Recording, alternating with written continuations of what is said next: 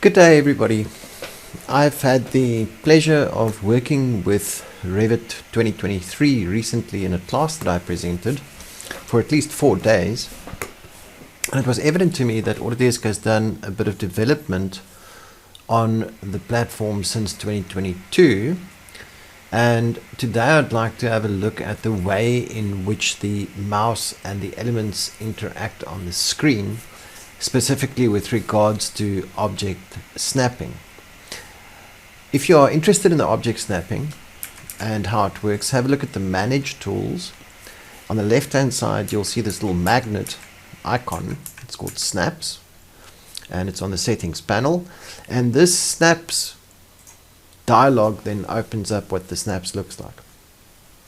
The shortcuts for them are pretty self-explanatory. So S for snap, snap off or snap on, that toggle is SO. Then we have the snap increments, or the length dimension snap increments. What they do is, depending on how far you are scaled in or out of the drawing, you will then automatically snap to those lengths. That's a very useful setting, and that also applies to angular dimension snap increments, where it snaps within angles. Then there are what the equivalent in AutoCAD would be the running object snaps, or snaps that are always on, so it will always look for these snaps. There's endpoint, midpoint, nearest, workplane grid, quadrants, intersections, centers, perpendicular, tangents, and points. And all of these are indicated with the first letter S for the shortcut S, and then the second letter tends to denote which object snap it is. So SE for endpoints, SM for midpoints, SN for nearest, SW for workplane grid, SQ, and so on. Where it deviates would be under the points, which is XS. Or SX, Sierra X-ray. And there you can see that it's a very useful snap as well in Revit when it is tracking to horizontal or to some other track. Then you might want to deviate from the track a little bit, but Revit doesn't want to let you do that, and so you type in Sierra X-ray, and that allows you to just go off the line and onto the point that you indicate. And then there are other temporary overrides. So when using an interactive, well, there's the cloud, the point cloud as well, and then object snaps, use the shortcuts listed below. Close, turn override off, cycle through snaps, force horizontal and vertical, snap between 2 points, S2, that's quite useful, and then force perpendicular measure. Now, so I'm very interested to see that they've got the snap between 2 points. That's a very good thing to have if you want to place something in the middle of 2 points that you select. That's S2. What I like about AutoCAD, which is different from Revit, is in AutoCAD you can just shift right click and do a snap override. What I don't like about Revit is that you have to type in a shortcut, so you actually have to look down on the keyboard, and if you want to execute snaps very quickly one after the other, that might be time consuming. Also, it will take your eyes a lot of time to sort of look down onto the keyboard for you to find the keys, to type them in, look back up at the screen. Those are all inefficiencies that could easily be remedied by having a shift right click object snaps option. But in any case, that's how Revit works. So that's the first thing. If at any time you're drawing something, I'm just going to start off here by drawing a wall, a very simple element. There's a basic wall.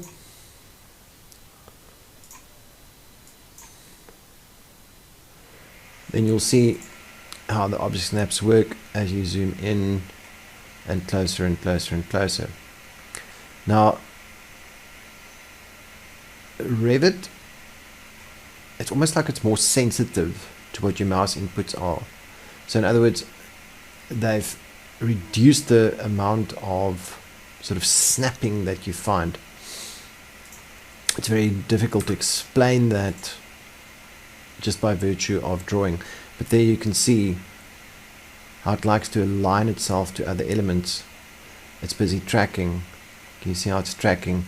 So just like in AutoCAD where you switch on tracking, Revit is now also busy tracking with regards to other elements. So it kind of takes the extension, and you can see, and it will keep on tracking. So there's a lot built in here that is useful.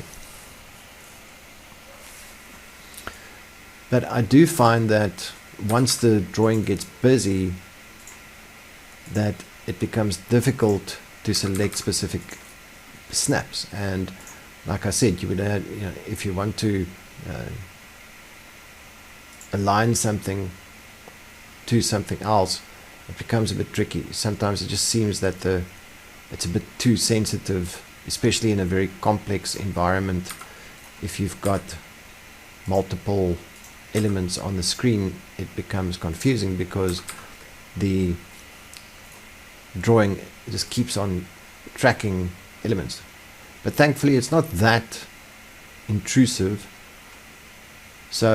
but you will notice it. It is definitely something that they've spent some time programming on, and it's very interesting to me that they've changed this. So I'm waiting to hear from other people and from the updates to see if that is an improvement. And of course, at any time, if you want to specify a very specific point from which you can draw something, then you can always use your object snap. So I'm typing in on the keyboard Sierra mic for midpoint, and there you can see it will pick up the midpoint alone, and then it will pick up the midpoint alone. So I suspect we are probably going to start using shortcuts more than before. Let's see if we can get the mid between 2 points to operate. So if we create similar and we say S2, Sierra 2, Sierra numeral 2, and we say click on the midpoint there and the midpoint here, then it is drawing that from within the midpoint of those 2 points that I clicked. So that's a great improvement. We can use that when placing lights in the middle of a room, or something that needs to go in the center of something else. That is a great improvement. In any case, you will have to get used to Revit 2023. I know most of you will only adopt it next year, but I think it's interesting that they've developed the software to this extent. But I think it will also initially take you a little bit of getting used to. It's not exactly the same as what it was when I started working in 2014 through until 2022. I find 2023 is a bit different. So it's got a new character to it. They've done a bit of development, and it will be interesting to see, as many of you also go on to Revit 2023 as time goes by, if you are happy with what Autodesk has done. But I'm definitely going to keep an eye out on this, because it is something that if we draw quickly, then it is something that we would like to have. So if you draw a line quickly, all right, so let's suppose you want to draw a horizontal line, then you want to be able to draw that horizontal line. I think another thing that's going to be important for you, you see it doesn't always stay on that horizontal, and then if you press shift, then that is going to be a plus. So especially in architecture as well, we usually draw vertical and horizontal. So I suspect that you will be pressing shift a lot more in the future, because what you'll see is that it doesn't, how do I put it? Can you see that it's tracking on the horizontal there? It's tracking on the dotted blue line. But as I move the mouse back and I lift my mouse off that tracking, as I lift my mouse, or as I move my mouse from left to right, because my palm is resting on the desk, my mouse is automatically just lifting off the horizontal. And in the past, Revit would be more locked to that horizontal. Now it tends to lift off with the mouse. So it tends to lift off with that mouse. And that to me is quite an irritating thing. Now, you could in the past, if you typed in Sierra X-ray or SX, that would automatically allow you to lift off the horizontal without snapping. So as soon as you type in SX, it gets rid of that horizontal snap. That's what I've used in the past. So in the future, you will just have to have a look out for that.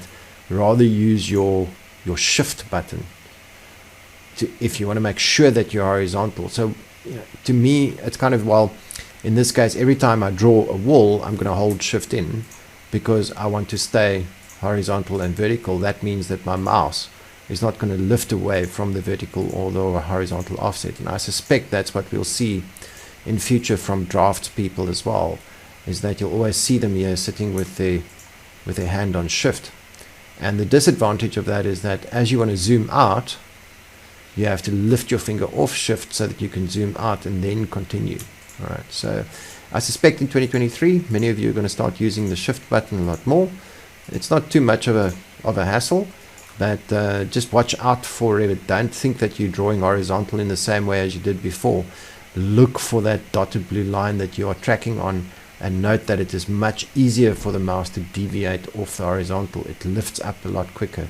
You no longer really have to type SX, although if it's very close to that horizontal, you might still have to do that. Looking forward to hearing your comments about Revit 2023.